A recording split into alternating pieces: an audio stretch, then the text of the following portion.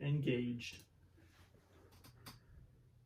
Hello and welcome to History on the Dark Side. For those of you who have actually stuck around since season 2, thanks for the long wait, you're welcome. You might remember my son Jacob. Hey Jacob. Hey? So through a little bit of maneuvering, Jacob is back for maybe for the long haul. So instead of doing this show via 400 different filters and add-ons and softwares, he's just right here. It's way easier. That's him. That's me. So this year, we're going to just kind of talk about a bunch of different stuff. But I wanted to begin, we've got a little new studio set up here. If you see the flash and flag behind me there, that's actually some polished stainless steel that's been powder coated by my dear friend Ty Gasson at All American Metal Art. He's outstanding. I was going to the East Idaho State Fair because in Idaho, the East is different. So we have to have our own state fair so we're not accused of being those Boise people. Apparently it's a problem. So I walk in there with Jax and we're just going around. We're there like any normal, good American Idaho citizen to buy a switchblade, which is easy to find, no problem. And as we're getting ready to walk out, there I see it. I see the spot where Ty is. I mean, he's not there, but his minion is there. You know, his buddy or his friend who's out there at the fair with him. And he's got all of these like military style things and flags. They're all made out of metal and they're awesome. And as soon as I see it, and I see it before Jack does, I just go, oh crap. And he's like, what? And I was like, this next stop's about to cost me a whole bunch of money. I was not wrong. However, I am happy to say that after some pretty artful negotiation, I was able to talk my friend Ty down like $4. And I just love this flag. So new addition to the podcast, really made me happy. My first thought was to take it to school, but I work at a middle school, and that seems like the worst idea ever for anything important to you. Yeah, kids destroy everything. Pretty much everything. So instead it's here, where if it gets destroyed, it's my own fault. If you would like some outstanding metalwork done, Ty's website is allamericanmetalart.com. And primarily if you're a veteran, he's a veteran, he hires veterans to work with him. He does really great work. So if you've been in the service or you've been a policeman or a fireman or something like that, he has some outstanding stuff that you can just see the quality in. So I recommend him. I told him I'd give him a plug. Actually, I didn't. I just gave him a plug anyway because I love that thing. Nice. All right, today we're going to start off by talking about the Texas Tower sniper, Charles Whitman, who's, I don't know, sort of the original dirtbag. Yeah. When I was a kid in the dark ages, so I went to school, grade school, as in the late 70s and early 80s. Now later in high school, it's still late 80s. So, the idea of shootings and all that was like gang related. This was LA Crips and Bloods kind of stuff. That's what I grew up with. And that was not very prevalent in scenic Sacramento, California. There's gangs and lots of wannabes and everybody like our school colors. You went there, right? Yeah. So me and Jake went to the same high school for a couple years. Different times, different decades. We actually of the same teachers though. We both had Coach Harris, so that's pretty intense. So the school colors, if you remember, or red and blue. Red and blue, yeah. And so at the height of the Crips and the Bloods and the gang in California era, we were not allowed to wear red or blue to our school unless you were on a sports team, because then the uniforms are red, white, and blue. So, you couldn't have America, you couldn't have school colors because some people 800 miles away were shooting at each other. So there you go. Sometimes. It's how public school works. What was the idea of school shootings or mass shootings like for you? Because you went to school. Well, I went to school post-Columbine. And so, like, when I had originally heard of school shootings, that's the one that I always heard of. Yeah. And when I was going through school, it wasn't an elementary school. We just had like regular fire drills, but we did have drills of like somebody was on campus who wasn't supposed to be there, and we had kind of a lockdown drill. By the time I got to high school, lockdown drills were a regular occurrence, and we never had anything happen at the high school I went to, but we were all very educated on, hey, this happens a lot in America. Right. So I was definitely familiar with lockdown procedures, and like we knew that there were school shooters, and that was a real concern. And I think for probably most of our listening audience, Columbine's it. That's the seminal moment where life changed. And I would even agree with that. I remember a little bit about the shooting in Texas, not because I was there, I'm not that old, but you know, that was the joke. Before people went postal, you talked about, oh, I'm going to go up the bell tower, I'm going to go up the clock tower.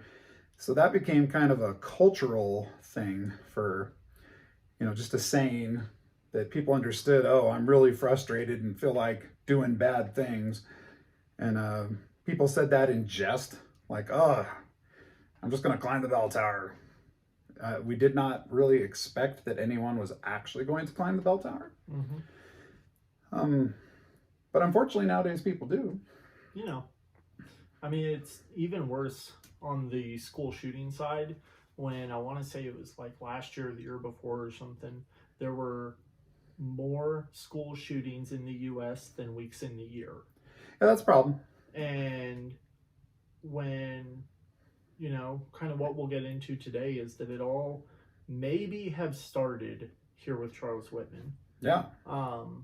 And one of the big, I don't know if it's right to say it's one of the big causes, but one of the big factors in that is media coverage. Because this, like, there had been domestic terrorist attacks in the U.S. before this happened, but this one got so much coverage, so much media presence, that it gave others a blueprint for, oh, I want my 5 minutes of fame. Here's how I can get it. And a lot of that's technologically based. I mean, you had the Haymarket riots back in, you know, just before 1900. Nobody knew that was coming, but in today's world, there would have been news people there, not just reporters, but cameramen and all that. There's actually a guy who went on a spree shooting in, I think it was New Jersey, several years before Charles Whitman did this. But again, it wasn't, you know, it was over in a day, and it wasn't like there's any cameras involved in that situation. It was print media. So aside from everything else that happens with Whitman, you've got live, real-time coverage of this thing going on. And it's very accessible today. That same coverage. All of it's on YouTube. And we'll put up some of those links and sources and all those things kind of at the end. It's interesting to talk about this stuff because there's a lot of podcasts that just go through it bit by bit by bit and kind of give you the extended timeline. And there's a lot of true crime podcasts, I think, that kind of delve into this stuff, but don't look at it as anything but like an amateur kind of way. So I'm not trying to say that I am the end all do all of research or whatever. I am a historian. You know, I have a degree in history. I teach history in a middle school. I also am teaching in college. I'm a professor. So I try and bring a little bit of that to the subject, but it's a very cultural thing. And it's a thing that's hard to get around because it does seem like it doesn't seem like it's getting worse. It's worse. Oh, yeah. So we're going to go undeniable to the beginning here. And if you want to like get the bullet points and the dates of when stuff happened, we're not your show. Yeah. Right. We're not here to do the play-by-play.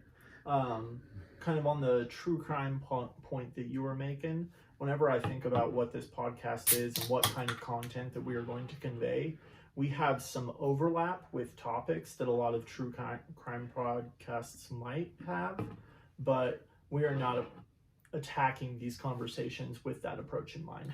No, not at all. That's boring. I can't read numbers right, so I will mix them all up. I'm only human. I live with that. It happens. But, you know, what we're here to do is to kind of take a look at everything and really just have a discussion on what happened then, how does it relate to now, and what all has changed in between. Now, what hasn't changed? I feel like there's going to be a long list on that point. So just statistically, Whitman is the first mass shooter to use a rifle. That's, I guess, in America, that's his claim to fame. Because the people before then who just went crazy, and that's even wrong to call it crazy. The people before that who just decided they were going to do that. Because ultimately, that's what we're talking about, is some decisions here. Yeah. Generally, it was handguns, but he's the first guy to take a rifle somewhere and mass shoot with that. And that's still not the norm. It gets most of the coverage because the guns are scary and you can do a lot of damage very quickly with a modern sporting rifle. Yep.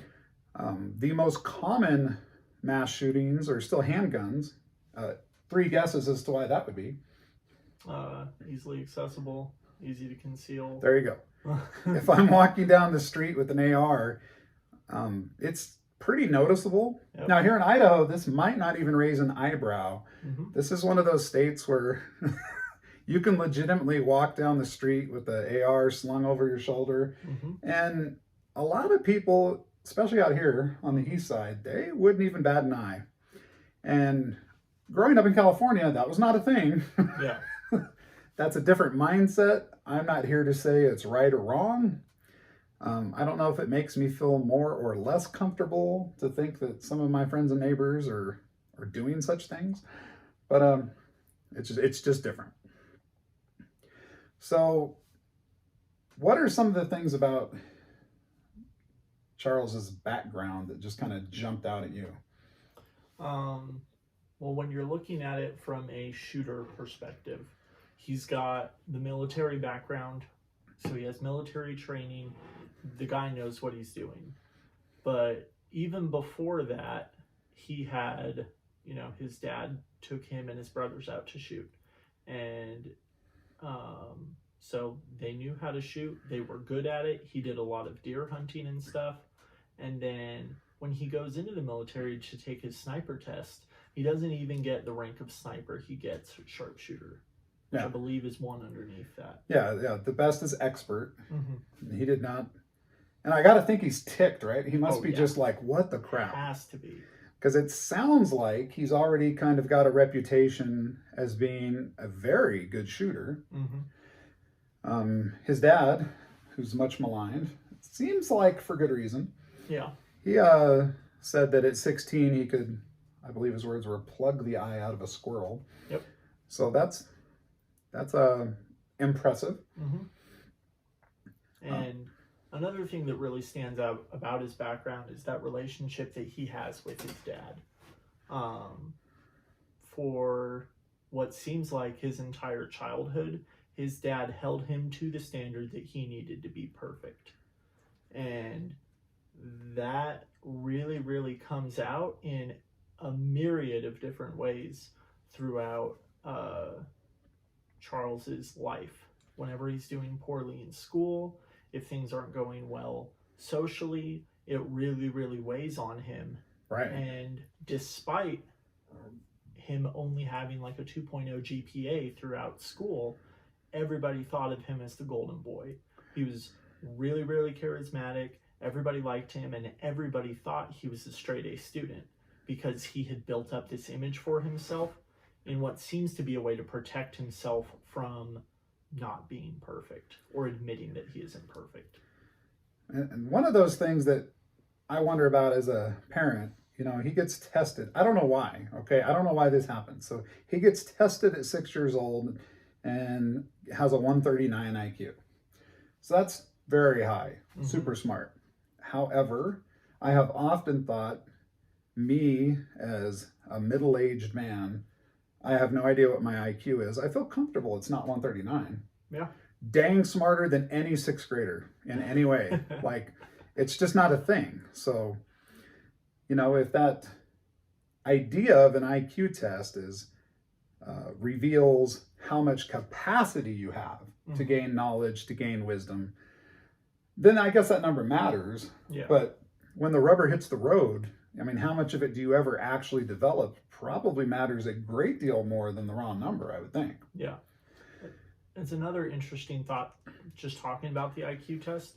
If I take an IQ test at 6 years old and I get a 139, that's it. I'm a genius, and I'm going to wear that badge for the rest of my life. I'm never going to take another IQ test. Right. There's no retest. I don't know how much that number changes throughout a person's life, but if I ever get a high enough score, that's it. And from that point on, I'm going to be a little bit smug about it. So it'd be interesting to know, and I didn't find this out in the research, whether that was a thing where mom and dad wanted to test Charles, whether the school tested him. Maybe in that era, that was just a thing that happened. Yeah. IQ tests are relatively newer then than now. So maybe that was just part of that early idea of identifying and tracking people. You know, you got your low kids and they're going to go to this completely other school. We're going to, you know, gifted track these nerds. That's something that's kind of starting to develop then, where you're breaking up the kids into different categories and trying to keep them, you know, it's like a mental segregation, really. Yeah, it could definitely be seen like that. We're just getting away from racial segregation and go, you know what? Let's do it mentally.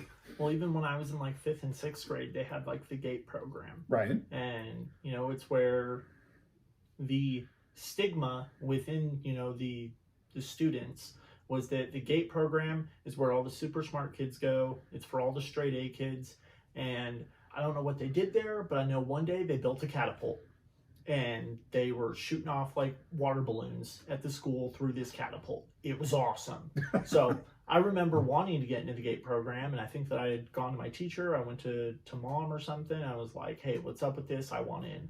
And they were like, oh, well, your grades aren't good enough. If you get better grades, we'll let you in. And I was like, cool. That sounds like effort. And I didn't want it. I was in the GATE program when it was new. And they shipped us to a different school, and they sent us to a school, and this is very interesting to me in retrospect, which is where kids who were developmentally disabled went. So they had all these kids with every kind of physical or mental disability you could think of, and then a classroom that we'd get bused to once or twice a week for all of us alleged nerd kids. One of the really good things about that was I interacted with these kids. That was part of the program. We developed an awareness, and it wasn't like oh, we're so smart and you're so not. It was not that at all. Yeah. So I really feel like having that kind of a program and that kind of an environment made it less judgy, I guess. Less where you start to self-idealize that you're something you're not. Yeah. For the record, you know, your aunt, my sister, she's got cerebral palsy, so I grew up around that as well, and no doubt that had part to do with that. Yeah. So he's a really smart kid. How does that affect Dad? I mean, I'm gonna guess Dad always wanted his kids to do his best, but we don't hear.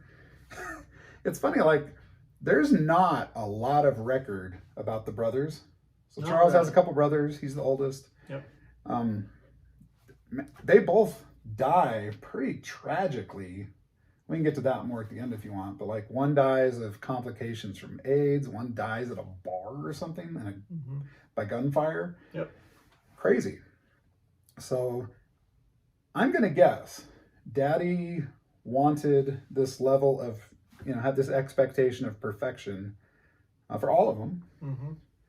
And being an oldest son, you're an oldest son. Yep. Like that's a whole nother burden to carry too. I agree with that. Especially if you're in a traditional family in the 1960s, that's nuclear family as you can get. Oh, yeah.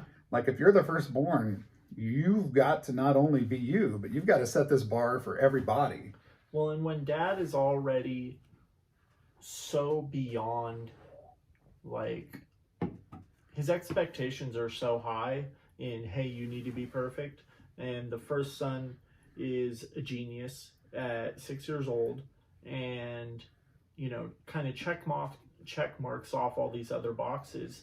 Then it puts a big standard, or casts a long shadow on the younger siblings. Yeah. Because one day that older brother is going to move out, and all of a sudden all of dad's attention is on the next one. Right. And you see that all the time in cases of abuse or whatever. Like, there's usually one kid who catches it the worst. Yep. Even if it's kind of the way the parent or whoever is. And if they get out, that attention just goes somewhere else. Right. So maybe the benefit to Charles, and this is horrible, it's not a benefit, but that attention isn't just on him because, his dad beats his mom. He's abusive to her. Yep. So I guess he doesn't have to catch all of it, but I got the sense that as he got older, he felt a very real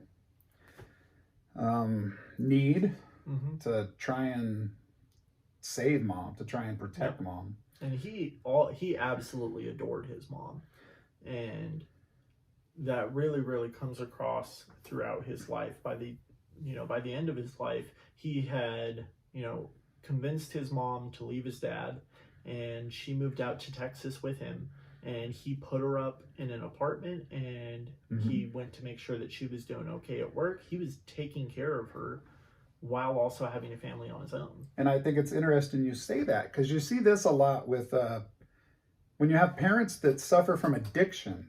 A lot of times you will have the kids that are acting in the role as a parent. Yeah. Because somebody's got to do this. And so one of the kids might take care of the brothers and sisters, but they're often raising or taking care of the parents as well. And that's not great. Yeah. Like, when that breaks down, that's not how things are supposed to work. And somebody needs to take care of things, so that's good. Yeah. But it messes up your head when you're a kid and you're supposed to be receiving safety and love and support and all these things, and you're not, but you're required, or at least you feel required to give it. That can be really hard. Yep. And it struck me that he's really overboard about this. Like, something that really just stood out to me, there's a point when mom moves out, and he is so worried that dad's going to kill her for moving out that he calls the local sheriff to go and just watch the house while she packs up and leaves.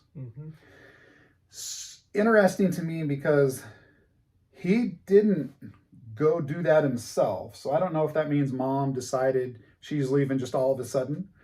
Maybe because she's in Florida at the time, he's in Texas, so there's a disconnect there.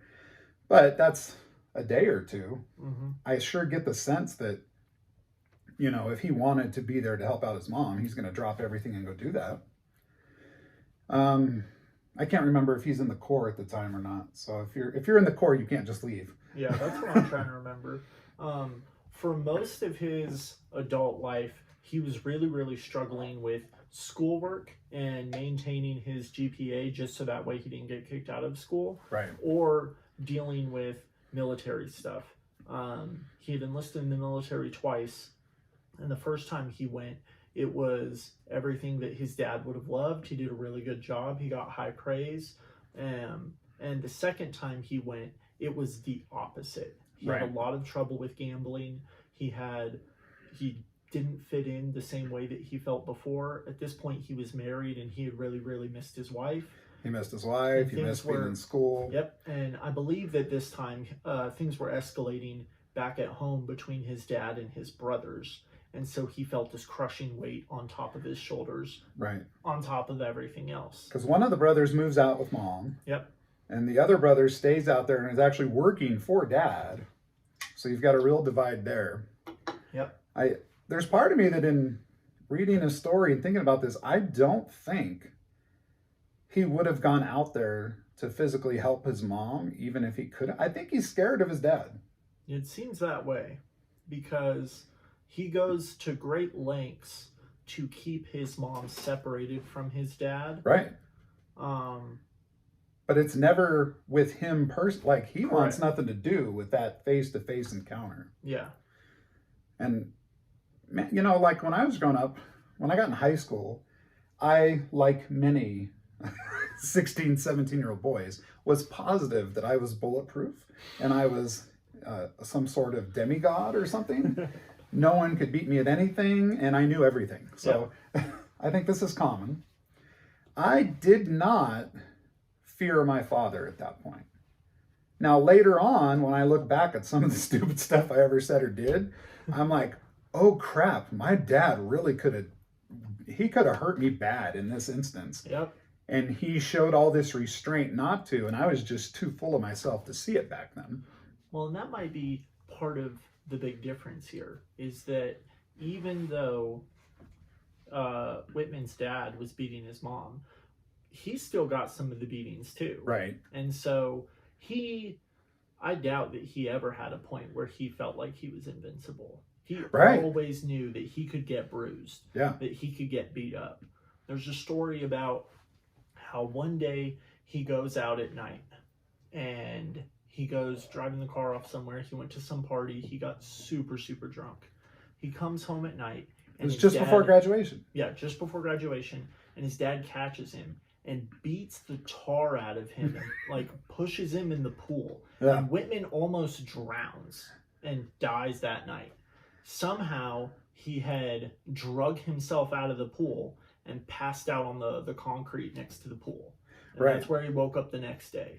And what I really wonder at this point is like, I don't have any doubt that Dad threw the guy in the pool. Yeah. Right? No doubt. But I'm sure he laid into him. He probably put some hands on him. Yep. Did he actually almost drown him, or is that just how he, that's what it felt like to him? I don't know. Mm-hmm. And I'm not going to try and guess, but that could go either way. That part of the story is a little bit fuzzy.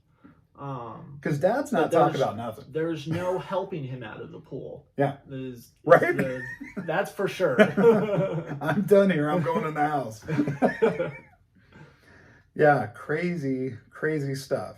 And it's crazy to me to think about that because, your dad and you want all your kids and your family to be perfect, and this is your golden child. Right. And if he winds up dead in the swimming pool tonight, that's going to bring down your entire perfect family.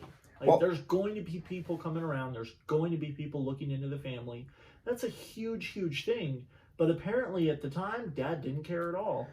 Or maybe that's one of those moments where you've taught a lesson. You've taught your child that sometimes it's better that someone dies than has to live with the shame. Like, I'm your mean old dad and I'd rather you die and live with that than live with the shame of you're this goofy, coming home drunk, can't get it together guy. Like, that's a crappy lesson to teach. Yeah, that's a pretty lame lesson to teach.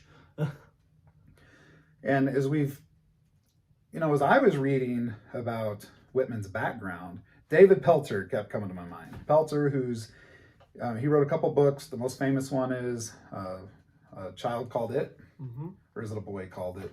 That's a child. Child Called It.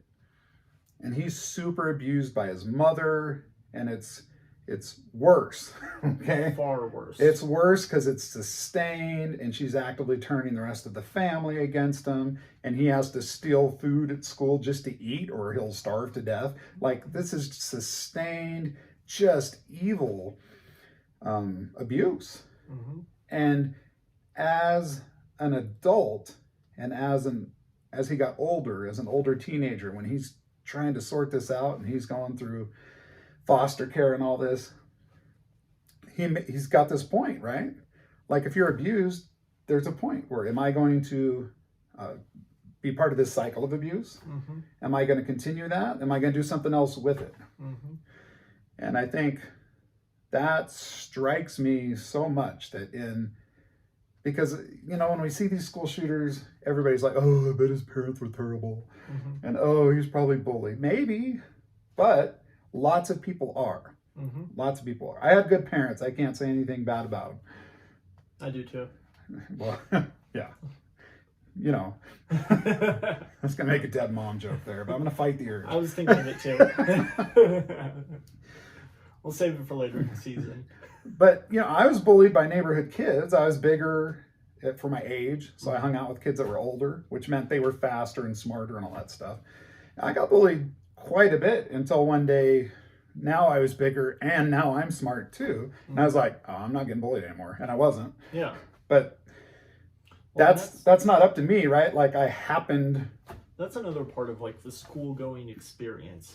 You will never find anybody who went through public school and didn't get bullied, period. Yeah. It happens to everybody. And so whenever, like, there's definitely some more severe bullying than getting picked on in class because some kid wants the answers to your test. And there's way, way worse things that could happen. And so whenever somebody talks about like, oh, I bet their parents were bad and they got bullied, well, it's like, okay, everybody got bullied. Right. What type of bullying are we talking about? Right. Because there's bullying and there's traumatic type of things. And I'm not for either, but in the real world, everybody gets bullied.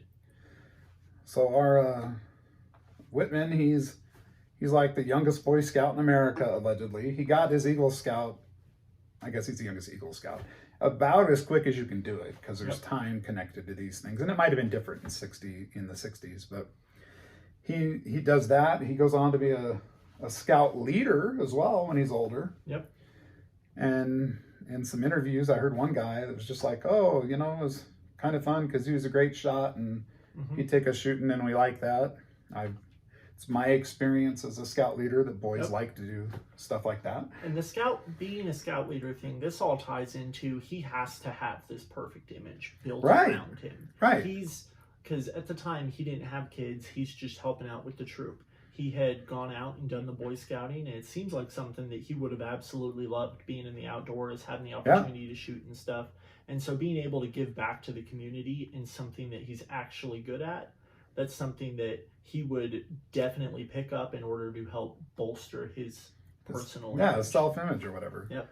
But some of these kids talk about how he would do goofy stuff like throw a dollar bill on the ground and do handstand push-ups and be like, if you can do whatever, 1, 10, however many of these, then I'll give you that dollar. Well, these are, 12, 13-year-old kids. They can't do it.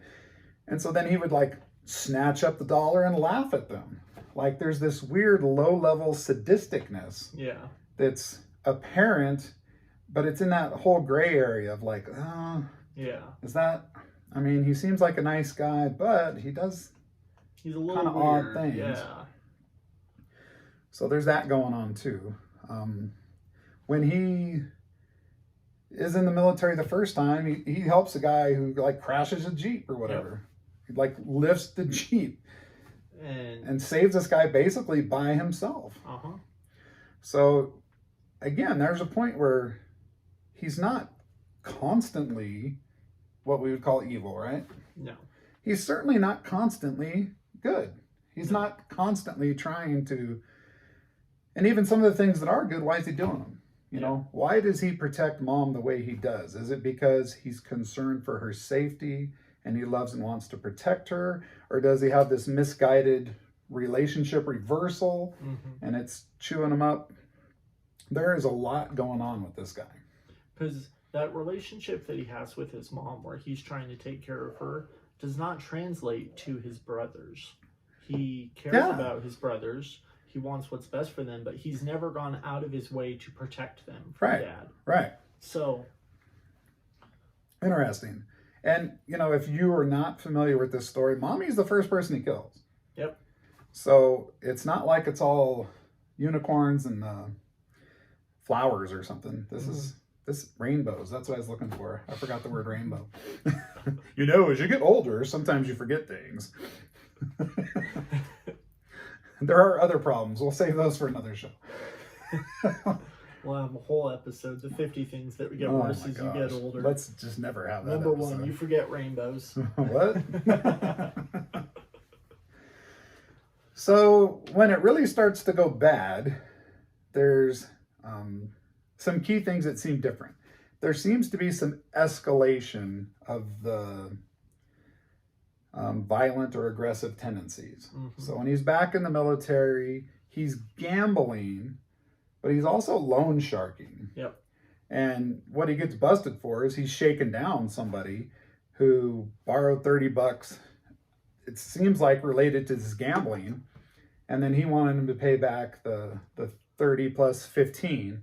So that's a pretty high vig. Oh yeah. Yeah, he went full on New Jersey style on that. And he's going to come to blows with another Marine over this.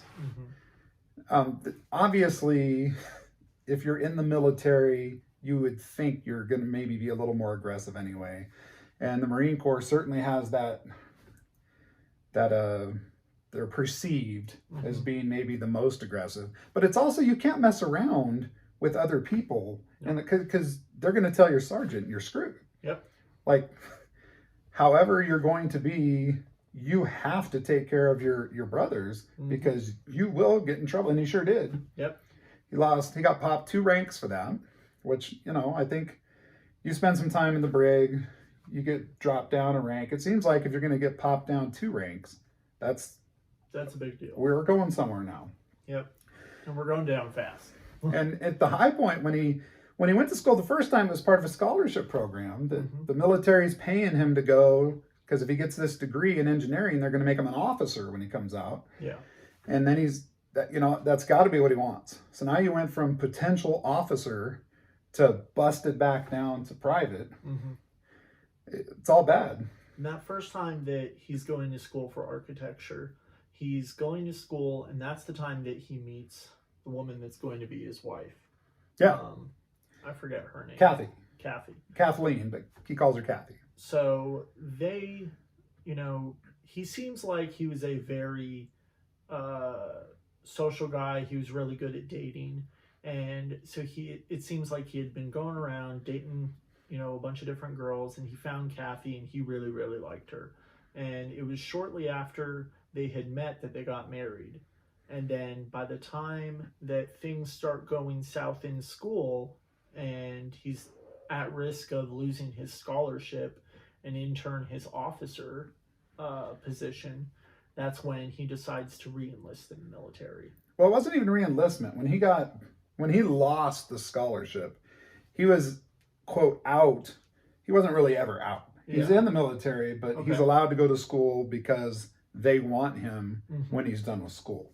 Got it. So as soon as they pull the scholarship, or whatever you want to call it, he's back. He's back active duty. Yep. It's probably no accident, but this is all Cuban Missile Crisis time too. So, it could be that his grades, while they were very mediocre, might have been enough if we weren't paranoid that there might be World War III any minute. Yeah. So that could have conspired against him. And I gotta think that in his brain, that's the kind of stuff he's looking at. Like who is wronging me? Yeah. I'm reading a book right now. It's called A Taller Tower. I'll look up who it's by at the end. And, they talk a lot about how almost all of these shooters share this feeling of being victimized. Victimized. And Whitman's, victimized by dad, victimized by the Corps, victimized by the school. Yeah. Like, when he's got these bad grades, he's going to, try and talk his professors into giving him higher grades. Like, dude, you didn't earn it. Nope. You're not going to talk your way into an A. But that's the kind of ballsy, self-centered, narcissistic thing. Oh, I'll just go talk my way into better grades. Yeah. There's a confidence. Jake's, he moved here, and within 24 hours, he had 2 jobs.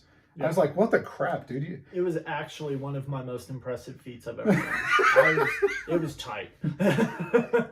He goes in and he interviews with a lot of confidence. But I'm pretty sure if you walk into those places and you're just like, look, you want to hire me because I'm a lot better at this job than you are. And okay, you don't get hired for that. It doesn't work like that. And I get the feeling that narcissistic people often feel like they project confidence, and they just don't. It's one of those skewed things where everything they say sounds confident, but it's a little pretentious. Yeah. And that doesn't go well with people. And people can tell, except all kind of mental illness, the person who's got it is the last to know. Yep, the last one to find out. Okay, so he's going through all this and he starts having some physical symptoms. Yes. We forgot one super important thing. Okay. While he's there at school, he's doing the architecture program. Yeah. And he sees the tower. And he sees the clock tower. Off, you can't not see it. It's the second tallest building in Texas at the time. It's huge. It's huge. It's right there in the middle. It's got broad open sides on every angle. And it's a beautiful building. And he remarks on the beauty of the architecture. And he makes a special point of noting that it looks like a fortress. And one man could hold his own up there for as long as he needed to. Yep. Yeah, I think I got part of the quote here. He said allegedly he told this to another student. This part doesn't come out until after all this happens, of course. But he said you could stand off an army from the clock tower. Yep. So this is 4 years before he does just that, or he tries to. Yep. So there's that kind of foreshadowing that often accompanies these things. And we were talking before about he's kind of good and he's kind of bad and he's always not quite, full good or full evil. Yeah. But it just shows that things like this are always in his mind. Yeah. He's always looking at things and thinking, how can I protect this? What can I do with this? How can I turn this into my advantage or into a weapon? Right. It's, there's this whole thing at the end that, this is maybe just a physical thing because he had a little brain tumor in a particular spot. Okay. The pathology, and I'm not a doctor, I'm a historian. The pathology of even that kind of cancer in that exact place is not that you start thinking these kind of thoughts 4 years earlier. No. That's not a thing. And that's something that we're really going to be able to get into after the fact. Right. But it is further foreshadowing of what is to come. And lots and lots of people who go on to commit these kinds of atrocities foreshadow. And there's not a big difference between someone who does a mass shooting, a spree shooting, or commits suicide. In the realm of those three seemingly different things, it's very, very common, and the term now is called leakage, that there's leakage of the plan. Their ideas get out. They tell someone, they write something down somewhere, they make a paper that gets turned into school that in retrospect looks pretty obvious, but in the moment just made somebody go, it's just like, I wonder if, because to me, this is my first time hearing the term, but it does make sense. And it sounds like these people, they want to be able to justify their actions. Yeah. But they know that in the moment they won't have the time, they won't be able to sit someone down and talk them through everything. Right. And so they want to leave something behind that after all is said and done, people can look back and go, oh, I know why this happened. Or maybe, and this doesn't have to be either or, but I think in especially today's world with the internet, like back then, who is he going to talk to and tell this to and ever get any kind of a even tepid, oh yeah, like that's not going to be very common. Yeah. And when I see how these shootings have proliferated over the years, I think it's because right now, if I want to go online, I can find someone who agrees with anything I say. Yeah. Somewhere on this planet, there's somebody else who will go dang straight. That's exactly how I feel. You're 100% right, no matter what crazy thing you say. Yeah. And I wonder if this idea of social interaction and having to deal with real live people over time wasn't an insulator. And more, like the guy who shot up Newton, he never left his room except to go to the mall and play DDR. Yeah. Like he lived online. and actively restricted real world contact. But he had online places he would go to talk about various nefarious things, because you can always find somebody. Yeah. I think that's been terrible for criminals, because society's self-regulated. You said something or did something and people are like, even if they're not like, hey, we got to lock this guy up, they're like, hey, when so-and-so's out mowing his lawn, I don't want you playing in the front yard. Yeah. That's a thing. Like, were there people in the neighborhood when we were growing up at different places we lived where I'm like, yeah, I'm not going to let you go play at that kid's house. Yep. It was never because of the kid. It was usually because of there's some stuff going down in that house that's not cool.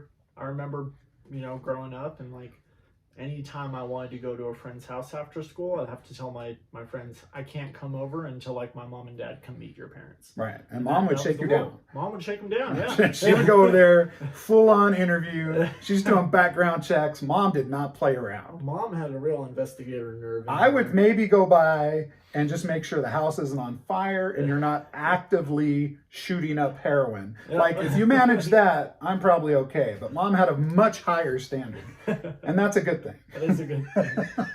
But I remember, because, you know, for the most part, it was never a problem. Mom would come down and, you know, it'd be like the first play date that we ever had with these people. Yep. Mom would come over and they'd sit down and talk with the parents.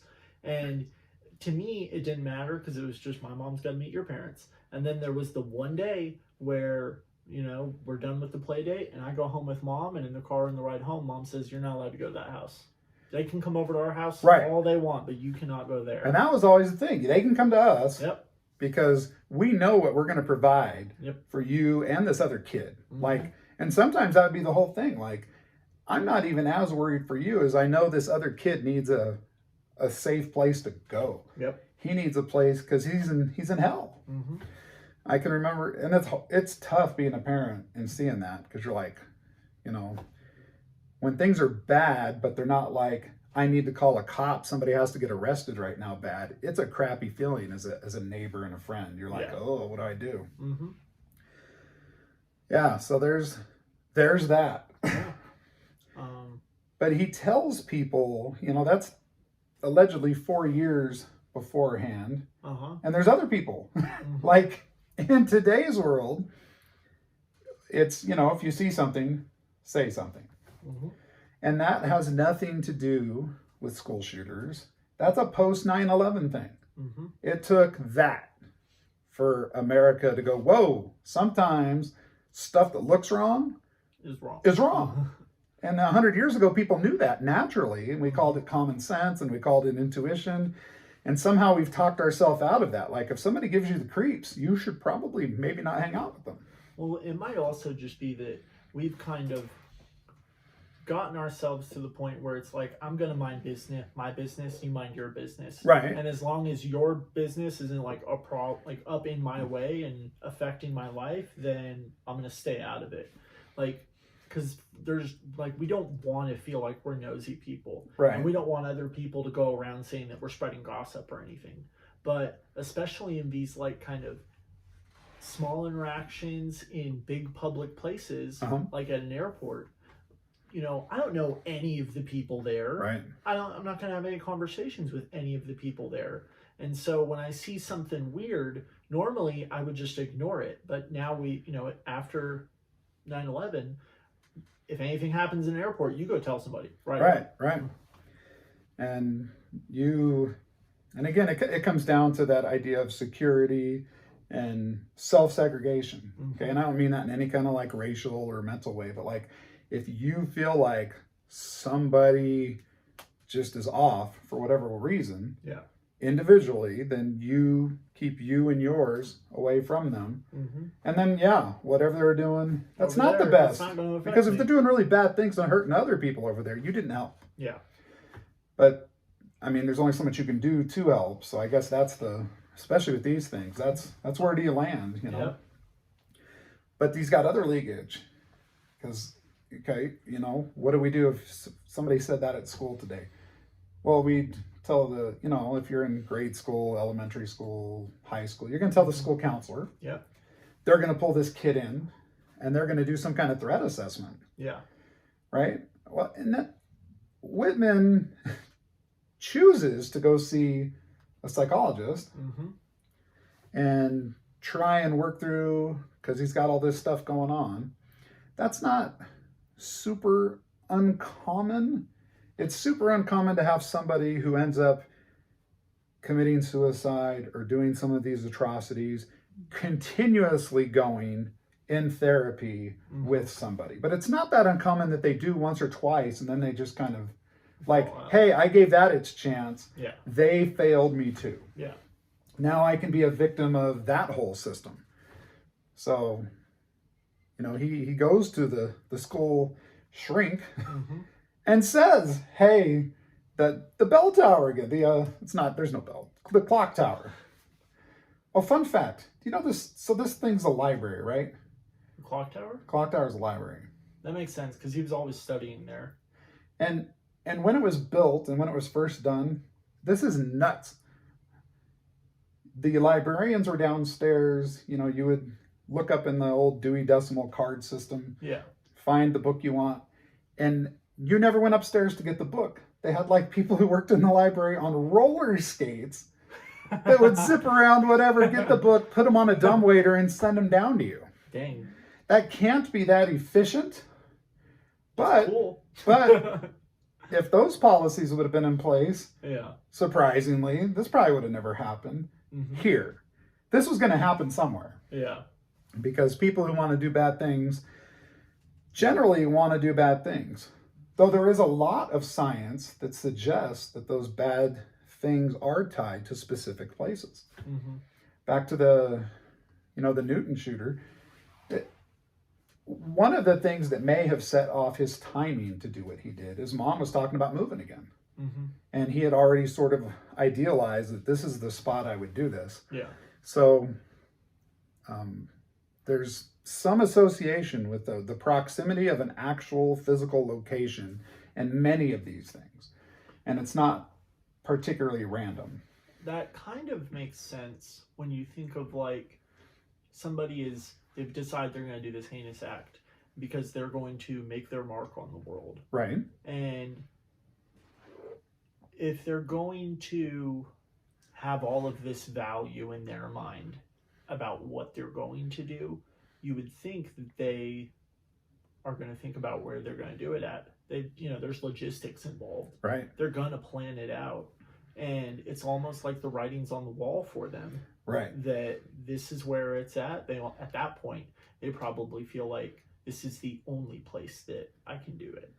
And if you've not seen, it's a little bit older documentary. It's called The Bridge, and it's about the Golden Gate Bridge. So this was, for a number of years, the #1 suicide destination on Earth. Yep.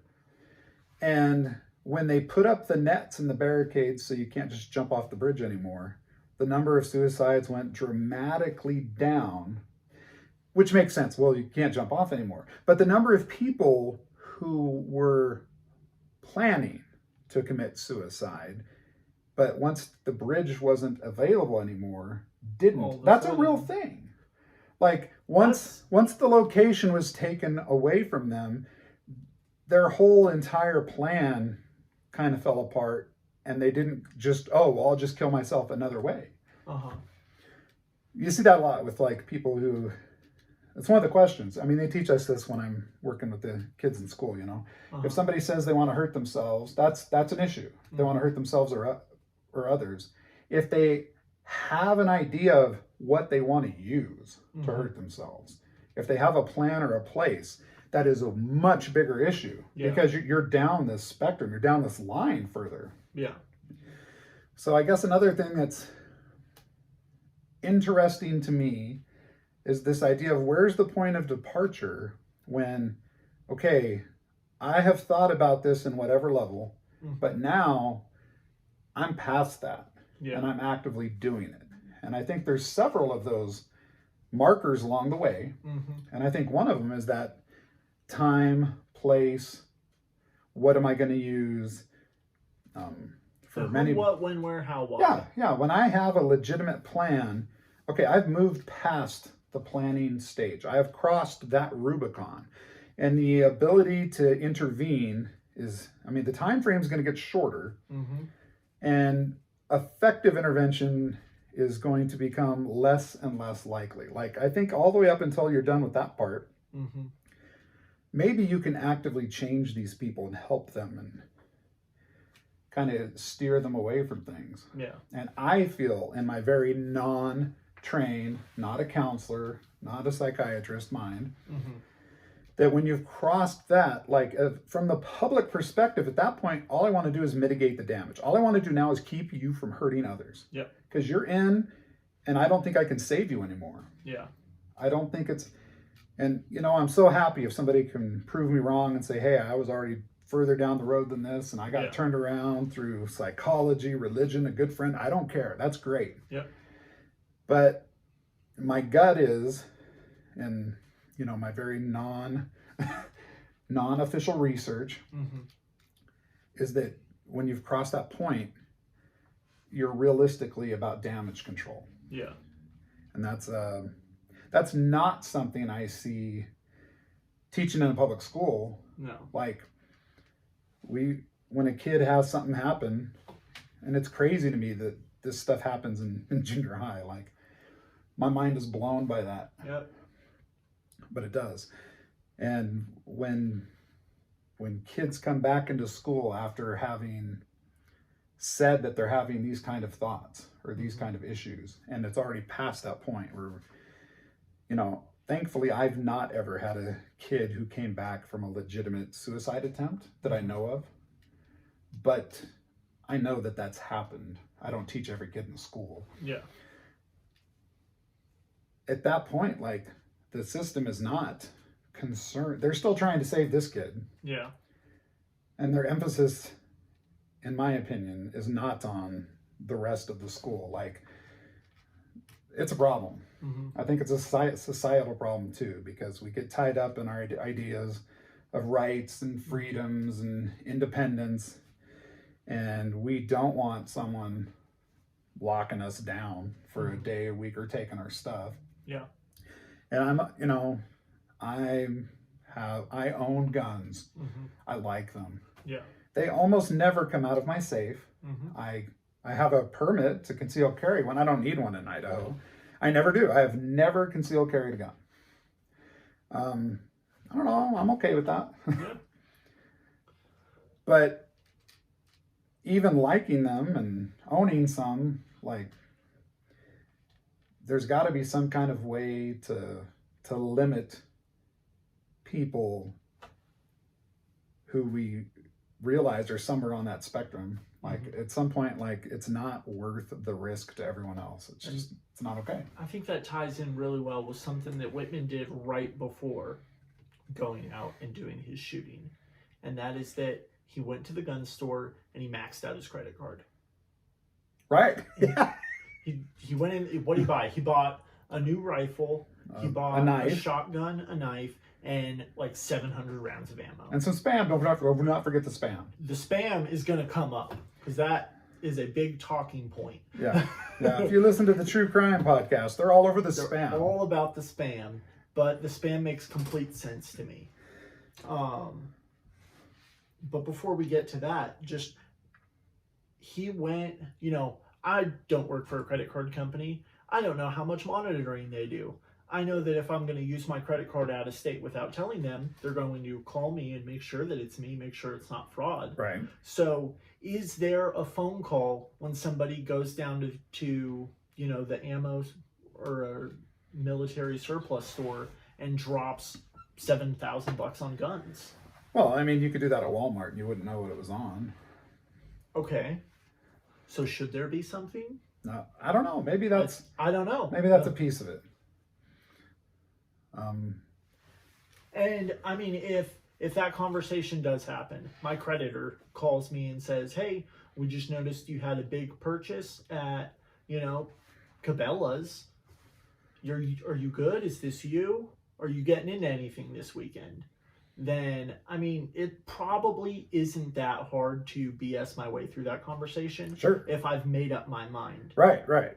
But I wonder if that conversation is enough to stop anyone. Right, right. And a funny thing, like having done the electronic background check to get a weapon, it's pretty much a joke. They just take you at your word. Yeah. I do not have any warrants or anything that's going to pop up on a report. So unless I admit I've done some things wrong, which I have never done, I am. You're perfect and genius at 6 years old. IQ is 139. I don't know. Unless you self-report, you're walking out with something. Mm-hmm. And this was crazy too. Like, I went to Cabela's once when I first moved to Idaho because the laws for purchasing firearms extremely different in Idaho than California. Oh yeah, different world. And so I'm like, hey, what if I want to buy this or this or that, whatever. And I'm just talking to the guy, and he's giving me a hard time because I'm from California. And I had, you and all the other boys. So this is going to, be like, hey, that Anders guy's a crazy man. So I bought these matching handguns, right? And my thought is, if we're going to go out and go shooting, they all use the same ammunition. I'm not buying different stuff. They have the same parts. If something breaks, mm-hmm. I can cannibalize from one. So I'm going to buy 2 of these same handguns. And when I go up to the counter, the guy's like, well, if you buy those both today, then we have to report that to the ATF or whoever. I was like, okay, well, go ahead, because I don't care. I've got nothing to hide here. Mm-hmm. And I am not one of those people who is absolutely paranoid that the government knows I own a gun. I just said it on a podcast, so they can find out. But if I had bought 2 or 200 non-identical handguns, it's fine. Then they don't have to report that. That's insane. That's crazy. So I've never bought anything at a trade show or a gun show or whatever. They always talk about the gun show loophole. So I guess whether they were or they still are, the rules for doing that are different there. I want to say that I got my, what is it, your gun holder's permit or your gun holder's license. Whatever the piece of paper you need is to buy a gun, I got that at a trade show. I don't think you need a piece of paper. You're an America kid. Well, I was, it was my first time going to a show, and I was like, oh, I want to buy a gun. And my friend was like, you can't. You need this piece of paper. I was like, oh, how do I get that? He pointed to a girl sitting at a desk, and I went and I filled out a little. Oh, so maybe that's the gun show thing, and boom, I got my piece of paper. Well, I'm sure 1,000 people. Okay, I'm not, because 1,000 people don't listen to my podcast. But I'm sure someone who does is going to just chew me out for daring to say we need to tighten up the gun show loophole. I think that's what it's called. Well, I went to the gun show and I had a great time. It was very fun. I didn't do anything wrong, and I do believe we should tighten that up. Because that was a little too easy. All right, so he's told his shrink that he's having some thoughts of this stuff. So what's his shrink do? Makes an appointment for him to come back next week. Tells him that if it gets worse, he can call, and that's that. And it's hard for me to be mad at that, especially given the time. There was no reference point for, hey, if somebody says they want to go up here and barricade themselves in and shoot people up, that was not a thing. Yeah. Somebody, unfortunately, has to be first. This is part of the reason that this story is so big, is because this story is the reason we have procedures. Yeah. For so many things. Right. After this shooting happened, all the kids went back to school, and there was no grief counseling. Right. They just felt like they were in some kind of sick dream, and a couple of classmates were missing. Right. That there was no procedure. People didn't know what to do about this. Even the law enforcement didn't know exactly how to respond. Right. And it's a few years later when in LA they've kind of developed the idea of a SWAT team. And most of that is centered on some of the gang violence that's starting to grow in LA and how they want to deal with that. But this is a little bit of that too, that they realize if somebody has, And, you know, one of the guns he has, the M1 carbine he's got up there, that's the AR-15 of the time. Yep. You know, this is just prior to the M16 going into distribution. So that was the, you know, civilian, it was basically the same gun, just like the AR-15 is the same as an M16, except for the rate of fire, because one you can go full auto. Same kind of thing with this M1. It's basically the military weapon. Yep. And he's able to procure that. And that's not what the police forces have. Back then, they got 38 revolvers. Yeah. Maybe a when shotgun. The police show up on scene, they have handguns. Yeah. And they're trying to take down a sniper. That's 24/7. Anywhere close to him. Right. And fortunately, you know, the civilians have their own firearms. And that's what really brings this together to stop him, is that the civilians are able to come and provide cover fire for the police. Well, and there's legitimate argument there of, does that help? Does that tie him down? Does that prevent him from killing others? Or does that effectively slow down the response of first responders who now have to deal with all that too? I don't think so. Because everyone on the ground is shooting up into the tower, and the one guy on the tower is now forced to take cover, and he was able to shoot through like the slots or whatever that is up on the tower. Right. But his vision and his range, for where he can shoot at is severely limited. So a couple things, I guess, before we get there. So okay. We've had our point of departure where he's got his plan, who, what, where, when, why, how, as you said. Yep. Okay. Very often, I think that your next real point of departure is when you have obtained everything for your plan. And so for this case, some of that's the shopping spree, but some of the shopping sprees after sometimes the shopping spree is Christmas. Okay. But I think your next big point of departure is he hasn't killed anybody yet. That's true. And at the point you do, the situation's different. Yeah. The minute you kill or assault someone else, because maybe you just shoot at them and they live, you're going to prison. Yep. This is non-negotiable. And that might be something that's just not in the cards for whoever. Like, if you had talked me down prior to that first one, then maybe something happens. I don't know. I still have this feeling, like, my gut feeling is you're still pretty far down the road, and I don't know if I can save you. But I think your chance for any kind of intervention other than physical ends the minute the first person's dead. Or the first assault occurs, I guess. First shot's fired. Yeah. And with Whitman, it's not a shot. He's going to go to mommy's house. And he's going to strangle her with a hose. And then stab her in the heart. He stabs his wife in the heart. Oh, no. He ends up stabbing them both. He stabbed his mom, too. And if you listen to the true crime genre, oh, how they go on and on. They really do. About the stabbing, because that is such an aggressive personal crime. Because, like, when serial killers most often kill somebody, they do it with some version of their hand, strangle, knife, something other than a gun. And somehow they've cross-applied this. Like, to me, it sounds more like he didn't want to fire a weapon in a residential area. Okay, so I think that, number one, there's that.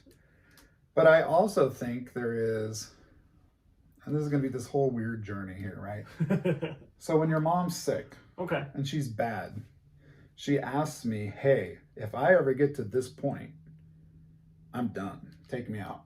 Okay. Okay? Not something I ever wanted to hear. Yeah. Not something I did, people. Yeah. But if when we got far enough down that road, she still felt that way, I guess I would have. There was no instance where I'm going to shoot mom. No way. I love her, and shooting her so very impersonal. Because she matters to me, I would have needed to somehow be connected to that. Yeah. Even in that kind of, circumstance. Now that would have been a much more true euthanasia mercy killing. Yeah. Now I think for Whitman, I think he views it this way. Mm-hmm. But it's not, it's a mercy killing because, well, they would be incapable of dealing with the trauma of having their son or their husband who's going to go do all this other stuff anyway. They're just incapable of surviving that, which, maybe there's some little bit of that sounds loving. That's not what it is. It's this narcissism again. Yep. Like, you can't do this because you're too weak. And because you're that weak, I have to kill you because I'm so smart and so strong. And I know I'm doing this anyway. And we know a lot of what's going on in Charles's head in the weeks leading up to this event. Because he's writing it down. He's writing it down. Some side effect of this tumor he ends up having is allegedly is this thing called hypergraphy. And he is just writing down these like stream of consciousness thoughts everywhere. He's staying up all night just writing things down and getting it on paper. And so before he goes into this, they found his shopping list. They found his plan of action and, what he's going to go through and do and when he's going to do it. And on that list is kill Mom and kill Kathy. And then after he does those two things, he makes a detour to go back to his home with the note explaining all of this. And he writes in the margin, the time. Dead. No. Yeah, and the time. It was the time, both dead. Yes. And then he goes up to the He's got to update the record. Now, another theory, besides this is because of the alleged brain tumor, might be that he's a tweaker. He's tripping out on amphetamines at the time, which are very common. Yeah. It was like almost over the counter. It was over the counter. You could get that stuff as diet pills. So he is tripping. And have you seen it? I live in eastern Idaho, which means I see a lot of tweakers. I used to work at a gas station overnight. All I saw was tweakers, okay? And you know what tweakers do? They stay up all night and they get really obsessive compulsive doing whatever they're doing. Some of them write stuff down. So, of this entire story, and I don't know why, the writing things down is the most compelling thing to me. Of all of this, and I've got no clue, it doesn't make any sense to me, but that's why I want to know about it. Is like, he's writing down all of this, and I'm like, why does it matter? What do you need to get all this on paper for? And I'd never heard of people tweaking out and writing stuff down. I guess that does make some sense. That's a weird high. I don't know. I'm happy to say I have not done the methamphetamines. Same.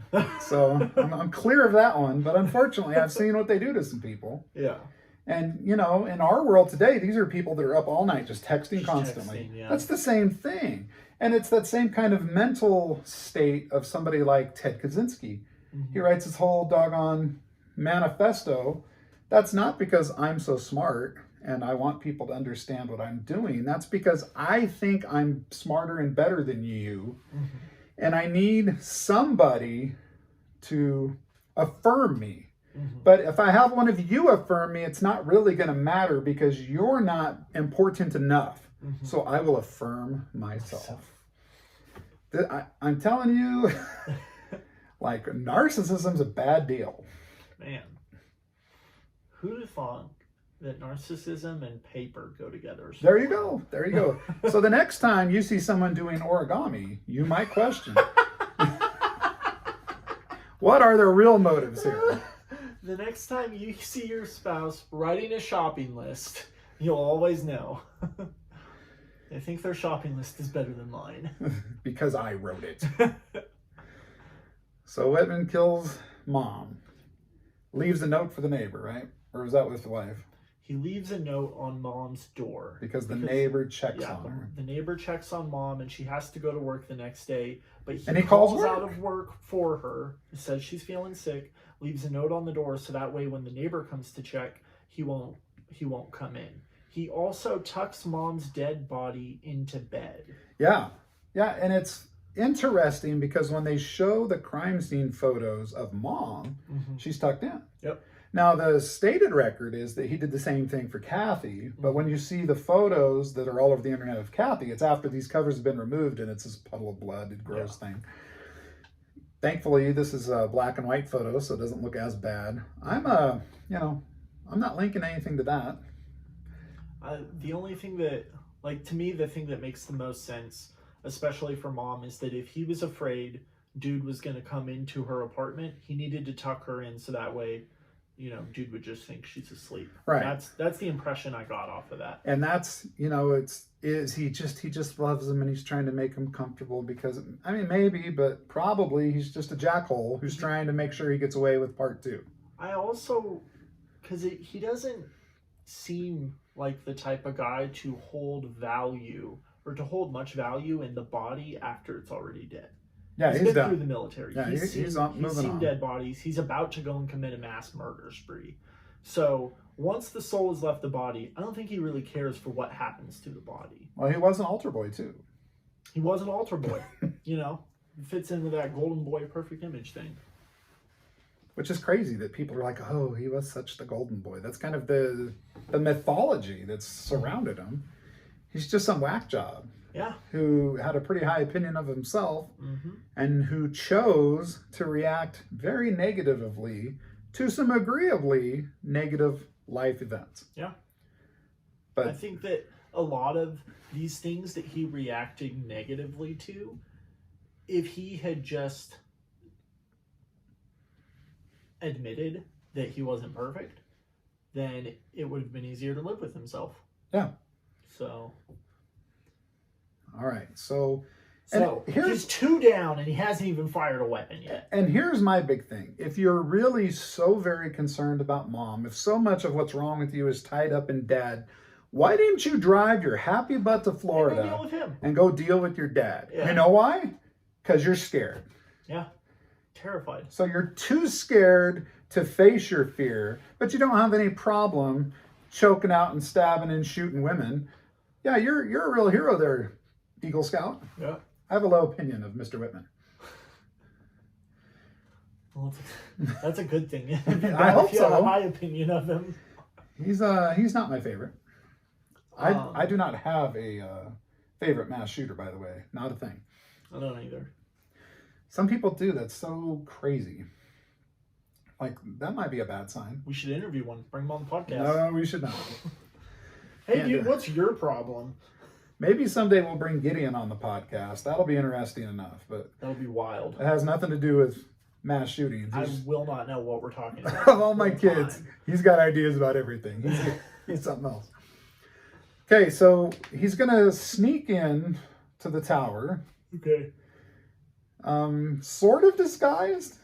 He buys some overalls. He goes in with so he looks like maybe a workman. He's got like a rifle on his shoulder. Yeah, he's got a rifle on his shoulder, and he's carrying like a foot locker on a dolly. Yeah, like a moving dolly. And that's. I told you before that if I'm going to the mall and I see a guy walking down the street with an AR, I look twice, but it's not really. Yeah. I'm not going to stop and stare and report people on that unless I see more than that. Well, this is also like. So this is Texas. I don't the 60s. Know how different, how much different things were in Texas in the 60s. I'm sure they're very different. But today I know that if I see somebody just walking down the street, they're probably, their weapon probably isn't armed because that's super illegal. And like a cop's gonna come up and talk to him to make sure. Well, that's different here too. Is it? What's the point of an unloaded gun? I don't know, man. The law doesn't make sense to me. I'm like, why would you walk around with, just an unloaded gun? It doesn't make sense. Anyway. So there's some kind of cultural difference. There's a time difference. Mm-hmm. Apparently, it did not raise a ton of eyebrows that dude is slinging a rifle, dressed like this, in this place, at this time. Isn't it like a weekend or something? Is it Saturday morning or something? Or was it during the week? I forget. I think it's during the week, just because I know kids have classes that day. Okay. This is, he goes up there at kind of an in-between period. So there's a lot. Yeah, it's kind of like lunchtime. Yeah. So, I mean, and some of the people who saw him going up the elevator, because an elevator goes most of the way up to the observation deck there. Yeah. Not quite all the way, but most of the way. And when he gets up there, there's people there observing from the observation deck on the way up and on the way down. And some of those people were just like, oh, that's a little weird that he must be going to shoot pigeons. Yeah. Like apparently that was that's one of the comments is, oh, he must be shooting pigeons. Like that's a big rifle to shoot a pigeon with. That is a big rifle. Fun story. Okay. I would not do this now, okay? Once upon a time, me and your grandfather and your uncle were all on the church roof with 22s that have those little BB shells to like shoot pigeons, because pigeons were just everywhere and they were pooping on everything. This sounds like a grandpa story. So yeah, that would not go over today. Not at all. But this is back in the day. So again, I can sort of see it, but only because there's no precedent really. Yeah. Again, we're operating in kind of a void for this kind of an action. And it's the only, everything since then, you don't get that excuse. Yeah. So he goes up, there's a woman who works up at the top of the stairs like you got to go up some stairs after you get off the elevator to actually get to the observation deck. And I guess there's a secretary who works there. She gets, clubbed or something? Yeah. I think he just whacks her with the butt of the rifle or something. And this one seemed kind of weird to me because it didn't feel like she was giving him any trouble. It didn't feel like she was really, asking him too many questions or anything. He just kind of walked by, and when she wasn't looking, clubbed her in the back of the head. Yeah, and who knows why. I mean, I guess if I am someone going up there to do that, if I'm thinking pragmatically, and I do not like to think like a killer. This doesn't make me happy. Yeah. But if people are going down, I do not care. Yeah. I do not want them more people coming up. Yeah. Because that's a wild card. And even though she's some woman who's some receptionist and is probably no big threat to me, there's probably a phone. Yeah, that's true. So that's my guess that, this is going to buy him the time to have what he thinks is going to be I don't know what he's thinking. Does he really think he's going to be able to stay up there for days? He brought lunch.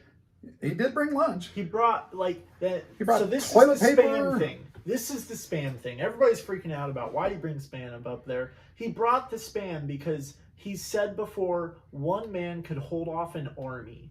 So he's going up there until he can't hold people off anymore. He brought lunch. He brought toilet paper. He brought a spare change of clothes because he didn't know how long he'd be up there. But he planned on it being a while.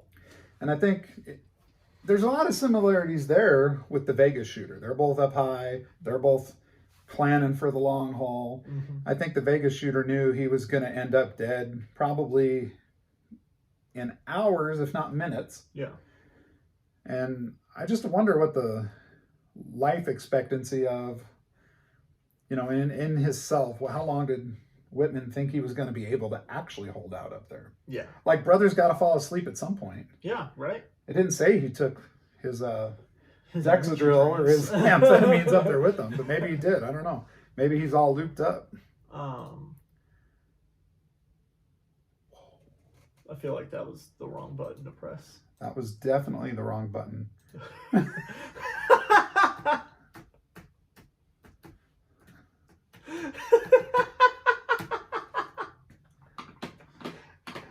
What the actual? What just happened? Hold on. Let's see where we looped off, and we'll come back. All right.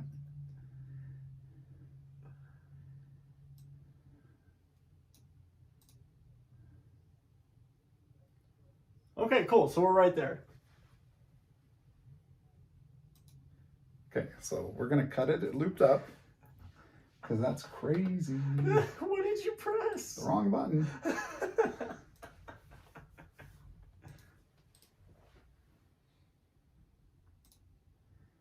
And I keep hitting delete instead of cut. And if I hit delete, it deletes the whole track all the way back. Oh my goodness. So I'm glad I didn't do that wrong.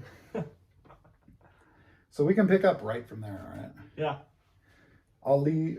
So he goes up there all lubed up. Ugh.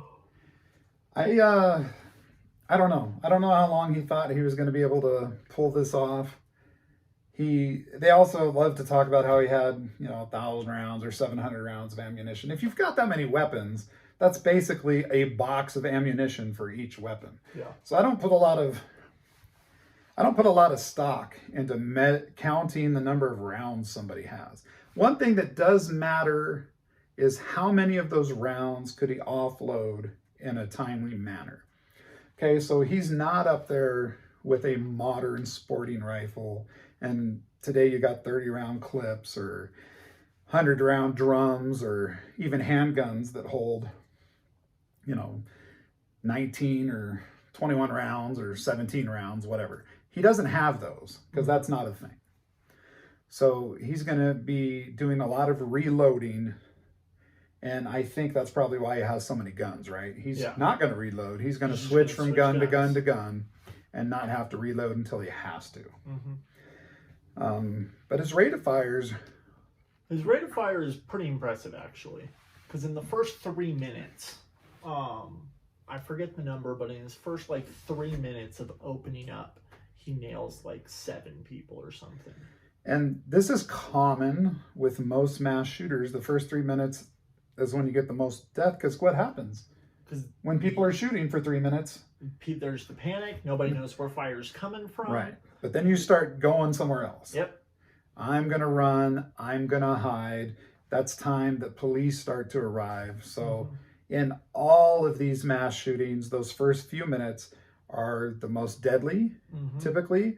And they're also the most, you can have a cop right there on site with a good radio, with backup close, with proper armaments, with body armor, and it's going to take a couple minutes.